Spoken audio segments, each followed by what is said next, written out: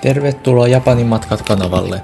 Videomme esittelee sinulle Japanin, kuten matkailukohteet, historia, kulttuuri, keittiö ja niin edelleen.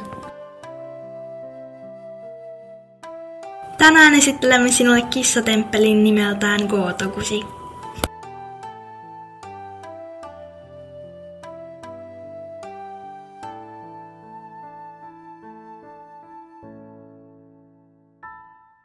Nyt näytän teille, kuinka pääset Gotokuji-temppeliin. Gotokuji sijaitsee Setagaya-wardissa Tokion asuinalueella. Voit matkustaa Odakyu-linjalla Shinjukusta Gotokujin asemalle paikallisjunalla. Gotokujin asemalta temppelille on noin 15 minuutin kävelymatka. Tai Tokyu-Setagaya-linjan Miyanosaka-asema on lähin asema. Se on vain 5 minuutin kävelymatkan päässä Miyanosakan asemalta.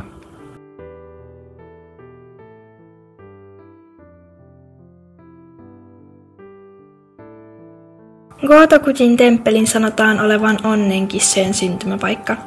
Tämä on tarina 1600-luvulta. Kissa viittoi samuraille temppelin portilla. Sitten yhtäkkiä ukkonen jyrisee ja alkaa sataa. Kissan ansiosta hän onnistui välttämään ukkosmyrskyn, ja hän oli erittäin iloinen saadessaan kuunnella munkin saarnaa. Hän ihmetteli kissan onnea ja kiitti munkkia vieraanvaraisuudesta.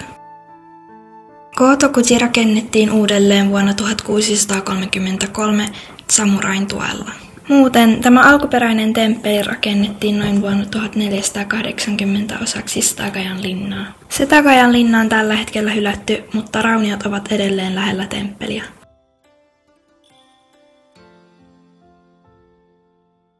Ihmiset uskovat, että kissa toi vaurautta temppeliin. Itse asiassa tämä temppeli on erittäin suosittu monien turistien keskuudessa. Joten varmaan haluat myös tämän onnenkissan, eikö niin? Tämän kissahahmon Manekinekon voi ostaa temppelistä. Alun perin ihmiset tekivät toiveita kissalle, jos heidän toivensa toteutuisi, kissa viittäisiin takaisin temppeliin. Temppelille on omistettu yli 1000 kissaa. Se tarkoittaa, että monien toiveet ovat toteutuneet. Kissat tässä temppelissä nostavat oikean kätensä. Tiedätkö, että oikean ja vasemman käden nostamisella on oma merkityksensä? Kissa, joka nostaa oikean kätensä, tuo sinulle onnea. Kissa, joka nostaa vasenta kättään, haluaa saada lisää asiakkaita.